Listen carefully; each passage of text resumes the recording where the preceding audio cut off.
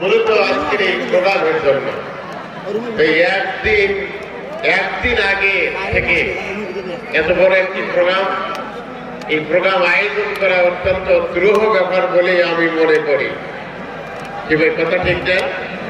এই জন্য আপনারা অক্লান্ত পরিশ্রম করেছেন করে আজকের এই অনুষ্ঠানটিকে সাফল্যমণ্ডিত করেছেন এবং সম্মানিত রোজাদার ভাই এবং বন্ধুগণ, আপনারা এসে ইফতার নেওয়ার জন্য আপনারা এখানে উপস্থিত হয়েছেন। এই জন্য আমার ব্যক্তিগত পক্ষ থেকে, আমার সংগঠনের পক্ষ থেকে, পাবনা 3 আসনের পক্ষ থেকে আপনাদেরকে শুভেচ্ছা, মোবারকবাদ এবং ধন্যবাদ জ্ঞাপন করছি।